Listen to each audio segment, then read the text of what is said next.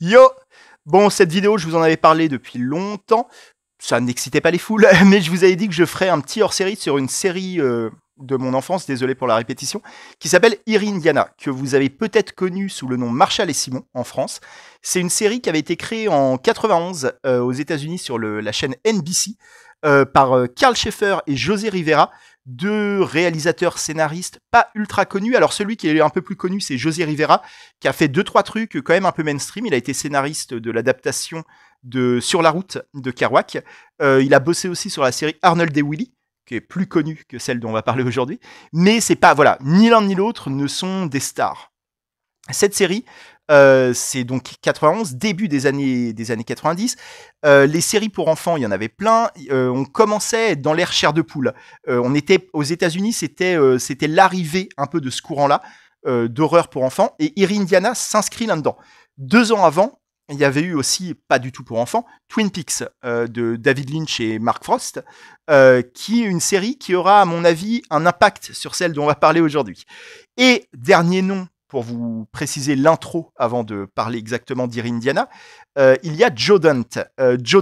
Dante, c'est un réalisateur, pour le coup, c'est le nom le plus connu qu'on va mentionner aujourd'hui. Réalisateur, notamment, je pense que c'est son film le plus connu, des Gremlins 1 et 2, mais aussi de Small Soldiers, d'un film qui s'appelle The Burbs, qui est important aussi par rapport à Indiana, sur la vie de banlieue américaine. C'est un réalisateur que vous connaissez bien, enfin que vous connaissez bien, peut-être pas d'ailleurs, mais qui a une importance dans le cinéma américain des années 80-90. Surtout Gremlins, encore une fois, moi qui est un film culte pour moi. Gremlins 1 et 2, c'est une très bonne suite, le 2. Et qui est sur Eerie Indiana, consultant et réalisateur de 5-6 épisodes. Il n'est pas créateur de la série, il n'est pas vraiment producteur non plus, mais c'est probablement lui, par sa notoriété, qui a permis à la série de se faire. En fait, les deux créateurs, Carl Schaeffer et José Rivera, dont je parlais, l'avaient approché en amont de la série, avec leur scénario, pour essayer d'avoir son aval, de lui faire réaliser un épisode, peut-être. Et il a accepté, il a trouvé la série très cool, il les a aidés à choisir les acteurs également. Et voilà, donc il a aidé quand même à ce que la série se fasse, et il est resté tout le long de sa production, jusqu'au dernier épisode. Donc il participe quand même vraiment beaucoup. Donc qu'est-ce que c'est Eerie Indiana? Vous voyez des images à côté de moi depuis tout à l'heure. C'est une série d'apparence assez classique qui va mettre en confrontation des adolescents, à savoir Marshall et Simon, du titre parallèle, alternatif. Là, vous voyez Marshall, qui est ici, qui est un peu l'ado cool, qui fait j'allais dire, il fait du skate. Non, il fait pas du skate, mais il a un peu un look à en faire. Et son pote Simon, qu'on va voir à l'image à un moment ou à un autre, qui est un peu moins cool, qui est un petit rouquin de quelques années de moins, qui habite dans la même rue. Et en fait, ces deux potes habitent dans une ville dans l'Indiana, dans l'état de l'Indiana, qui s'appelle Eerie, Indiana, le titre de la série, et qui est une ville où il se passe plein de trucs bizarres. Un phénomène par semaine, dans chaque épisode.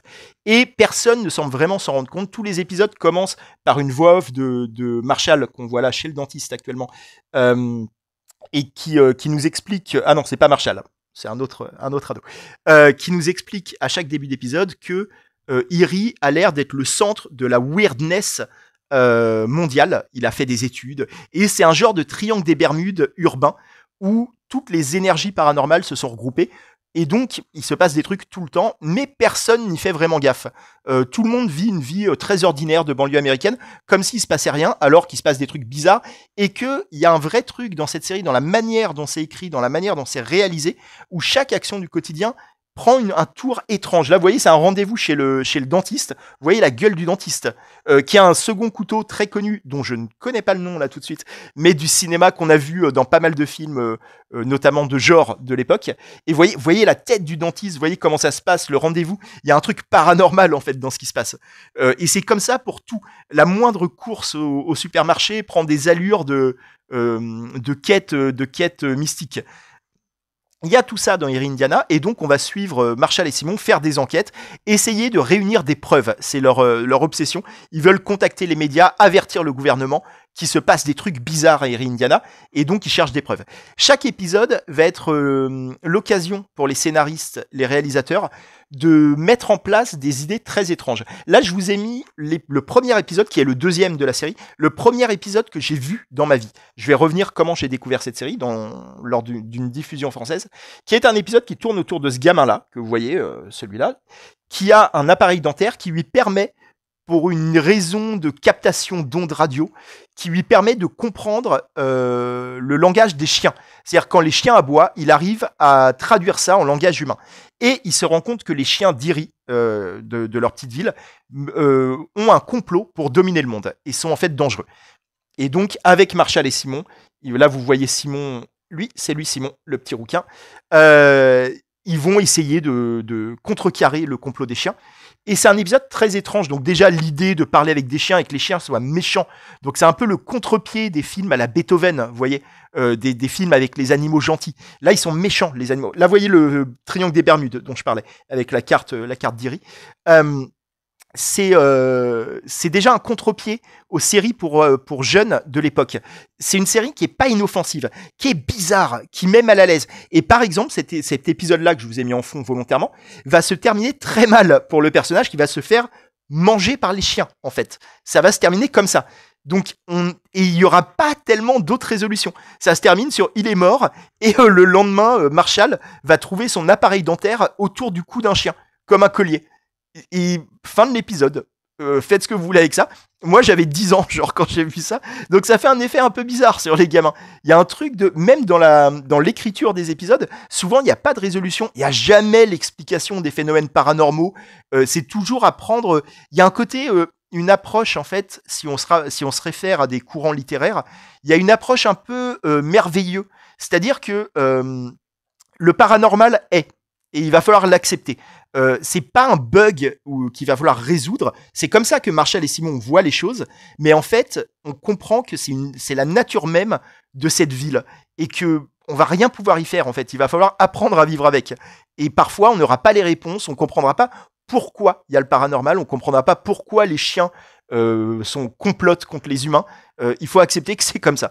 Voilà. Donc, il y a plein d'éléments très étranges. Le premier épisode, par exemple, de la série, c'est sur une famille, un couple, enfin une famille même, parce qu'il y a les enfants, qui vit comme dans les années 50, dans l'époque dorée, fantasmée des États-Unis. Vous voyez très bien les images mentales qu'on a des années 50 américaines.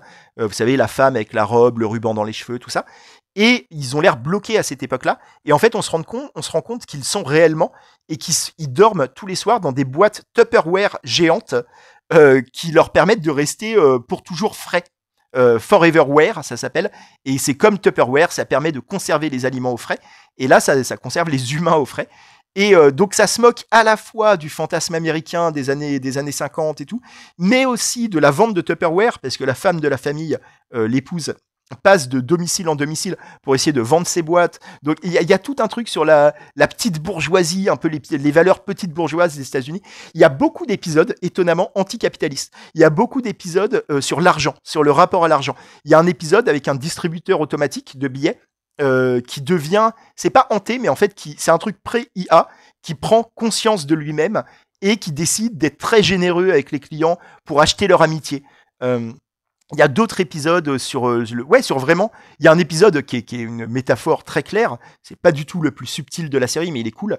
Où le supermarché du coin transforme les gens en zombies grâce à des pubs subliminales, avec des images subliminales. Et donc les gens ont des crises de somnambulisme la nuit et viennent acheter à crédit au supermarché tout et n'importe quoi. Ils se réveillent le matin avec des centaines d'objets dans leur salon.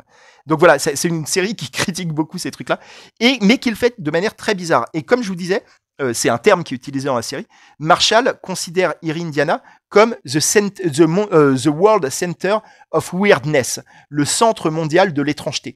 Et c'est intéressant parce que en préparant cette vidéo, avec une amie qui s'appelle Elodie, dont j'ai parlé dans beaucoup de vidéos, on a rapproché ça, la grammaire de cette série, en termes de réalisation et d'écriture, d'un courant littéraire qui s'appelle la weird fiction, qui est un courant en fait qui utilise des influences de l'horreur, du fantastique, du merveilleux, de la fantaisie, pour créer en fait une impression d'angoisse et d'impression d'être confronté, de gens confrontés à des forces qui les dépassent. Donc en gros, c'est un mélange de fantastique, d'horreur, avec cette approche de pas forcément tout expliquer tout le temps. Et on est vraiment là-dedans. On essaye de me dire quelque chose, je ne sais pas, hors caméra, mais j'ai pas compris. Elodie est là. Peut-être que vous la verrez à la fin de la vidéo. C'est un reward pour le watch time. On verra. Et en tout cas, voilà, il y a cette approche weird fiction dans Eerie Indiana qui est vraiment très cool. Là, je vous ai un peu présenté tout. Il y a Marshall et Simon, donc comme je vous ai dit, qui sont un peu les deux persos principaux. Enfin, c'est pas un peu, c'est complètement les deux persos principaux, qui sont joués par, je l'avais noté sur un mot de passe, sur un post-it, Omri Katz et Justin Shenkaro. Donc Omri Katz, c'est Marshall, et quand on verra Simon, qui s'appelle Justin Shenkaro, on le verra. Peut-être à un moment, ça doit être ses mains qui sont là. Le voilà, c'est Simon. Justin Shenkaro, c'est les deux acteurs principaux qui se réunissent souvent dans le grenier de Marshall que vous voyez là, où il y a toutes leurs pièces à conviction. C'est un peu leur bureau des détectives. Ça, c'est la première période de la série. C'est une série qui a duré que 19 épisodes, donc très brève en réalité, qui est 19 épisodes qui ont été multi-rediffusés, que ce soit aux États-Unis ou en France. Donc vous êtes peut-être tombé sur un ou deux épisodes sans trop savoir ce qu'était cette série bizarre. Mais il n'y a jamais eu de saison 2. Il y a eu un reboot beaucoup plus tard, début des années 2000, si je dis pas de bêtises, qui est beaucoup moins bien, beaucoup moins weird, justement, beaucoup moins bizarre. C'est beaucoup plus une série pour jeunes très classique dans sa réalisation, dans ce scénario. Je vous la déconseille, très franchement. Mais la série d'origine, les 19 épisodes, sont une entité étrange dans la fiction pour ados. Comme je vous dis, on peut la rapprocher, et on doit la rapprocher, c'est clairement la même branche de l'arbre, de séries comme Chair de poule, Fais-moi peur, des choses comme ça, mais elle est beaucoup plus bizarre que les autres séries. Elle est beaucoup moins dans les codes. Il y a un côté d'improvisation un peu à l'échelle de la série, c'est-à-dire qu'elle part dans tous les sens. D'un épisode à l'autre, il y a même des vraies différences de réalisation, ce qui est toujours bizarre dans une série. C'est-à-dire qu'il y a des épisodes en termes même de photographie qui semblent ne pas être de la même série, ce qui est en soi un peu un défaut. Mais qui donne aussi le charme de la série et qui fait que moi 35 ans après, on est 35 ans après, donc on est sur une vieille série, hein. C'est une série qui date de 91, pas tout à fait 35 ans, mais on n'en est pas loin. Je m'en rappelle en fait de cette série et c'est grâce à son étrangeté aussi. C'est une série qui est un peu, je vous dis, il y a qu'une seule saison qui a existé parce qu'en fait elle n'a jamais marché. C'est pour ça que je fais cette vidéo aussi. C'est pour ça servira à rien de faire une vidéo, enfin servira à rien. Si, mais ça aurait moins d'intérêt de faire une vidéo sur X-Files, par exemple. Vous savez ce que c'est. Je vais pas faire une vidéo sur Breaking Bad non plus, voilà. Là, on est sur un truc vraiment oublié des gens, qui a laissé peu de traces dans l'histoire, malheureusement, qui pour moi mérite à fond d'être regardé encore aujourd'hui. Si vous aimez les trucs weirdo, bizarro, qui mettent un peu mal à l'aise, c'est vraiment une série qui vaut le coup. Et cette unique saison dont je parle, en fait, elle est un peu divisée en deux. C'est-à-dire qu'on a une première partie d'une dizaine d'épisodes, qui est exactement ce que je vous ai décrit. C'est-à-dire que chaque semaine, il y a Marshall et Simon qui vont faire des enquêtes, qui vont essayer de trouver des preuves. Il y a des très bons épisodes, il y a des très bonnes idées. Une de mes favorites de cette première partie, c'est ils se rendent compte que vous savez quand vous perdez une chaussette, quand vous perdez un morceau d'une maquette que vous êtes en train de faire, c'est ça qu'il y a dans l'épisode, quand vous perdez un petit objet, un truc, et impossible de le retrouver, vous cherchez partout chez vous. Ben en fait c'est organisé. Il y a une société secrète qui vit en souterrain du monde entier, qui a des tunnels qui mènent dans toutes les maisons du monde, et qui viennent voler des petits objets à droite à gauche pour permettre à l'économie de fonctionner. En fait, si les gens ne perdaient jamais rien, ben l'économie elle s'arrêterait et donc eux ils sont là pour permettre à l'économie de jamais s'arrêter. Donc ils viennent chez vous en cachette et ils vous volent des trucs dans votre dos. Et Marshall et Simon vont enquêter sur cette organisation et je trouve l'idée géniale. Donc ils vont se retrouver dans les tunnels, qui sont des tunnels qui interconnectent toutes les maisons du monde. Ce qui en soi, pour un gamin de 10 ans, est une idée un peu terrifiante en fait. Il y a un truc de ils viennent par les placards, ils viennent par la machine à laver chez vous. Il y a des tuyaux partout en fait. Et je trouve ça assez cool. Moi c'est une série, je m'en rends compte, qui m'a influencé même dans les idées. C'est-à-dire que c'est des idées que j'ai pu reprendre. Vous voyez peut-être Ronnie qui vient à l'écran. C'est des idées que j'ai pu reprendre dans certains de mes romans. Et et qui m'a beaucoup influencé. Donc toute cette première partie, c'est des enquêtes de Marshall et Simon. Qu'est-ce qu'on a d'autre comme idée? Je sais plus, mais il y en a vraiment plein. Il y a des trucs plus classiques. Par exemple, il y a le soir d'Halloween, ils regardent des films d'horreur et les monstres des films sortent de la télé. Donc c'est un hommage aux monstres de la Hammer, aux vieux films d'horreur, La Momie, Frankenstein, machin. Donc c'est assez cool aussi parce que c'est des influences de la série, je pense. Comme d'ailleurs une grosse influence de la série, c'est les comics EC Comics. On en a déjà parlé dans plusieurs vidéos, notamment celle sur Poison City. Je vous remets le lien. C'est des comics d'horreur américains qui ont été à l'origine de tout le mouvement de censure des comics qu'il y a eu à mi-chemin du XXe siècle. Je vous renvoie à la vidéo sur Poison City. C'est un sujet dans le sujet. Je vais pas trop m'écarter, mais c'est une grosse influence, je pense, de Erie Indiana également. Et donc, à mi-chemin de cette saison unique, il y a eu une pause dans la diffusion. Ça a changé de créneau horaire sur NBC aux États-Unis. Et en fait, la série est revenue toujours aussi weird, mais encore meilleur, avec un petit changement. Il y a eu plus de trucs persistants, d'épisode en épisode, où il y a eu un troisième personnage qui est apparu. Et je vous propose, on va changer un petit peu la vidéo, on va faire une pause, et non un stop, au cas où je le dis à Elodie, je vous rappelle qu'il y a une deuxième personne. Et je vais vous mettre un épisode de la deuxième partie, pour parler de cette deuxième partie, justement. À tout de suite. Donc là, je vous ai mis un deuxième épisode qui est plus tardif dans la série. Comme je vous dis, il y a un changement. Alors en fait, il y a que 6 épisodes qui sont concernés par ce changement. Donc, il y a 13 épisodes canal historique, avec juste les enquêtes de Marshall et Simon, où il n'y a pas vraiment de fil rouge. Il n'y aura jamais trop de références d'un épisode à l'autre, voilà. Et à partir du 13e épisode, arrive un troisième personnage qu'on va voir très bientôt à l'écran, peut-être même dès le début. Je ne sais pas, on va le voir très bientôt, ne vous en faites pas, qui est un troisième adolescent avec les cheveux gris et qui porte généralement des vêtements noirs, un par-dessus noir, et qui a des tatouages sur les mains. Il a un moins et un plus sur les mains. On va le voir très bientôt, de toute façon.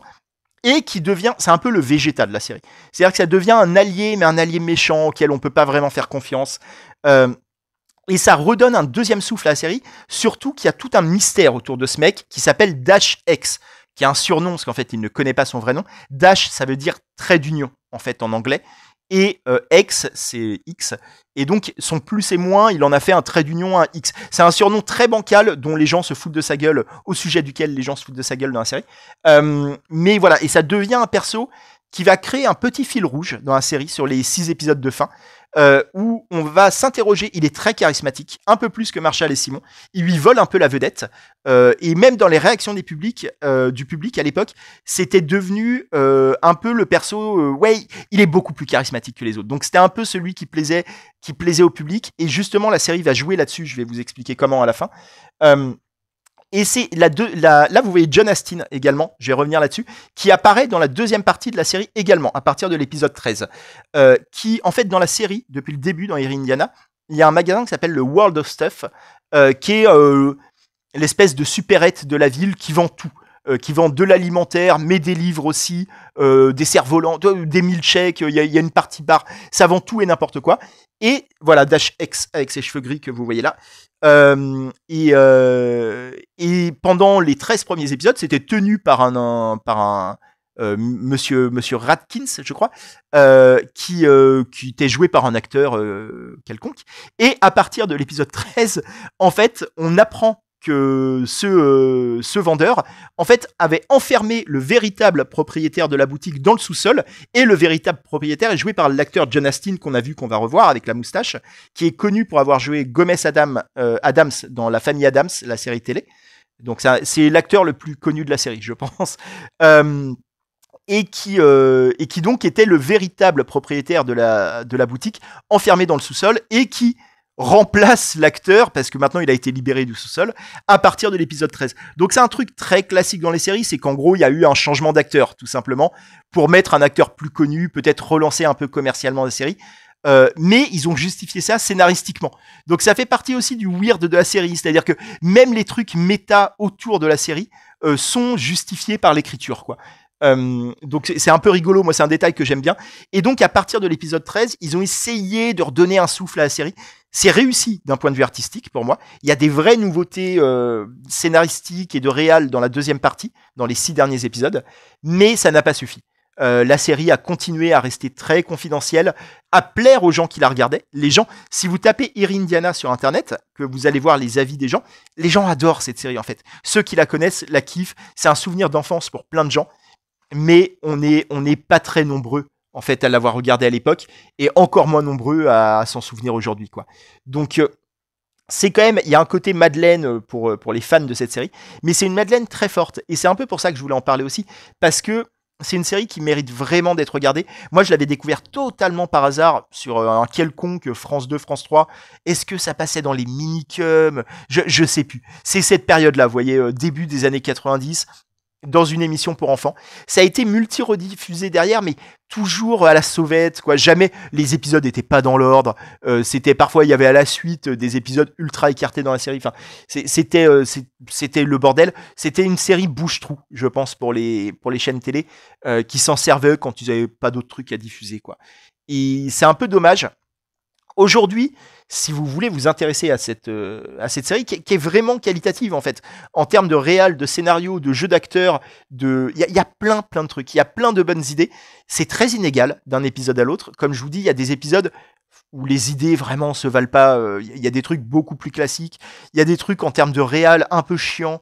Il y a des épisodes où vraiment c'est pas la dinguerie. Mais il y a d'autres épisodes comme celui-ci qui s'appelle The Loyal Order of Korn, où en fait on se rend compte que la ville est dominée par une espèce de secte bizarre en mode Lions Club qui est réservé aux membres, qui est pas secrète, mais donc c'est l'ordre loyal du maïs, et où on sait pas trop ce qui s'y passe, qui a l'air dirigé par en fait le majordome du club, qui est un vieux mec qu'on va peut-être voir à un moment, qui lui aussi a les tatouages plus et moins. Vous n'aurez jamais la réponse à ces tatouages, vous ne saurez pas d'où ça vient, et Dash X non plus.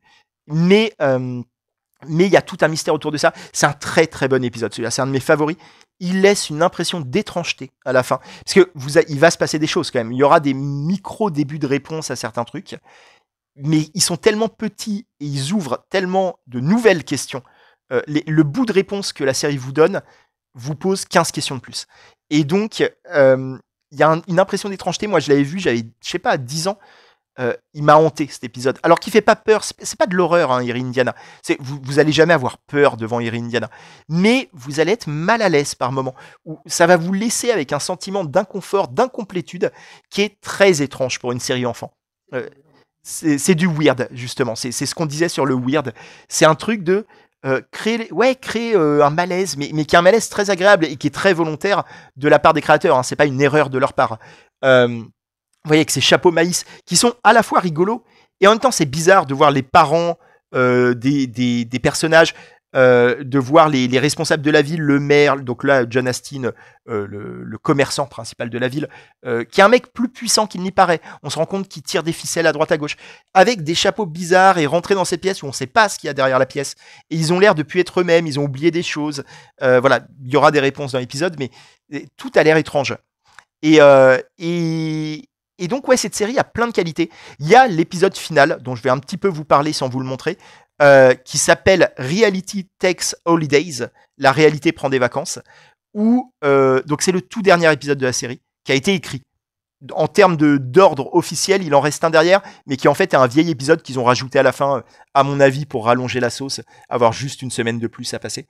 Mais le vrai dernier épisode, le 18e en réalité, c'est la fiction qui rencontre la réalité. C'est-à-dire que le personnage principal, Marshall, sort récupérer le courrier, et au courrier, il trouve le scénario d'un épisode qui s'appelle Reality Takes Holidays, d'une série qui s'appelle Indiana. Et quand il rentre dans son salon, le salon n'est plus son salon, c'est le décor du salon sur un plateau de tournage. Mais lui reste le personnage. Et en fait, il est entouré d'acteurs, qui sont les vrais acteurs des personnages. Et il y a une mise en abîme, c'est que l'épisode, il se rend compte en lisant le scénario qu'il est destiné à faire que Dash X tue Marshall. Parce qu'ils se sont rendus compte que le public préférait maintenant Dash X, que c'était devenu la vraie star de la série, comme c'était le cas en réalité, et qu'il faut éliminer Marshall pour relancer la série sur des nouveaux rails. Et donc Marshall va essayer d'éviter ça. Donc c'est un épisode de mise en abîme qui est en soi relativement classique. On a déjà vu ça dans d'autres séries. Toutes les séries un peu paranormales qui durent longtemps vont avoir leur épisode qui joue sur la mise en abîme, le méta, tout ça.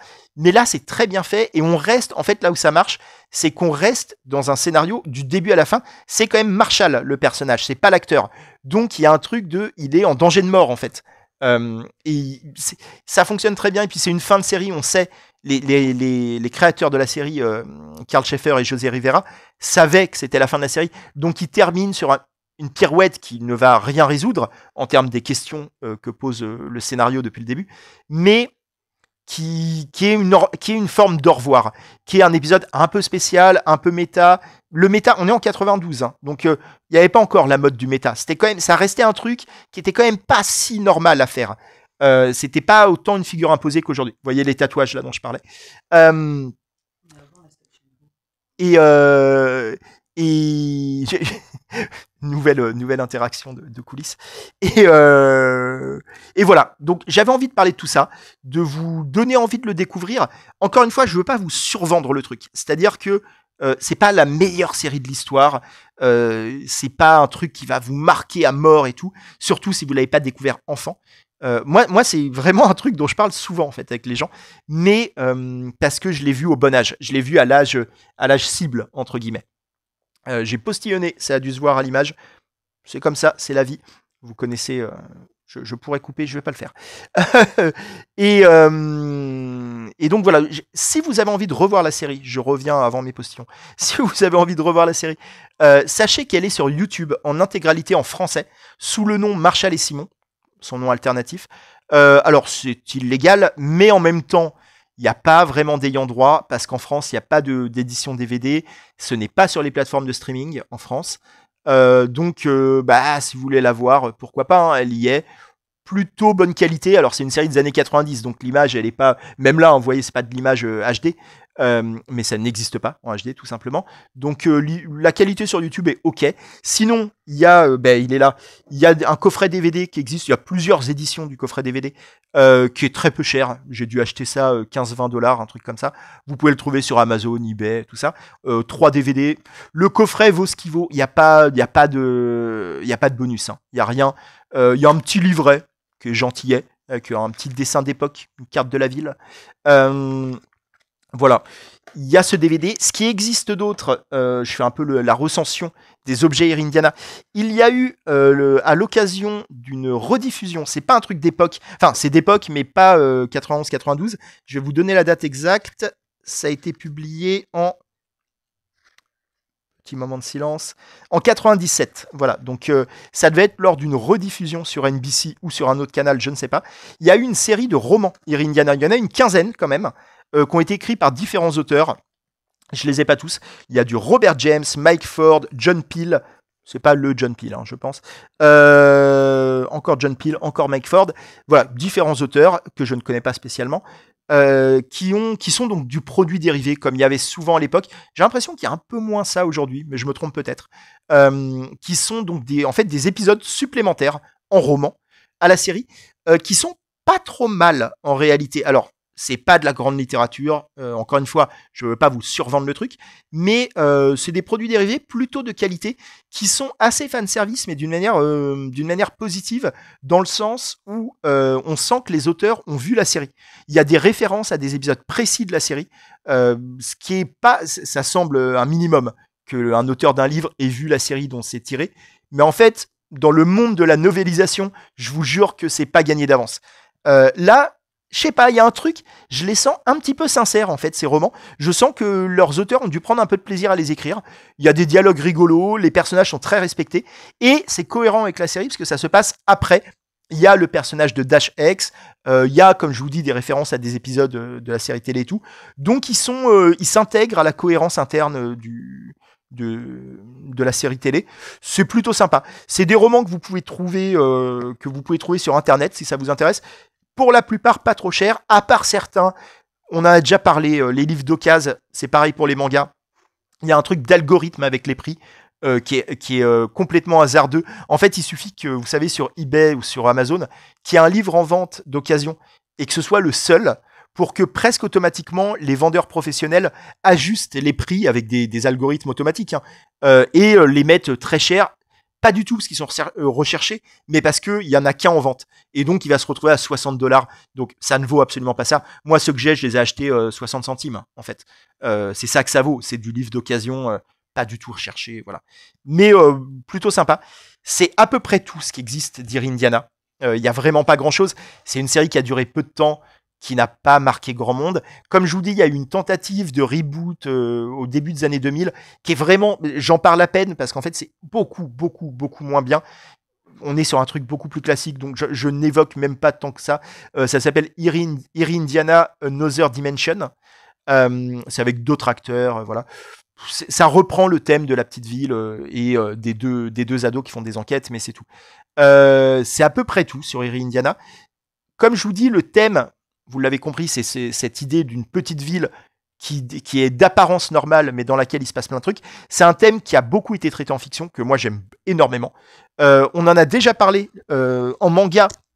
C'est pas un thème si manga que ça d'ailleurs, mais c'est plutôt un truc américain. Mais justement, en manga, il y a le plus américain des mangaka, Atsushi Kaneko, qui avait fait Soil, qui s'inscrit totalement là-dedans. Et on en a déjà parlé, je vous renvoie à cette vidéo. Lisez Soil, c'est un de mes mangas favoris. J'en avais parlé dans mon top 10 également.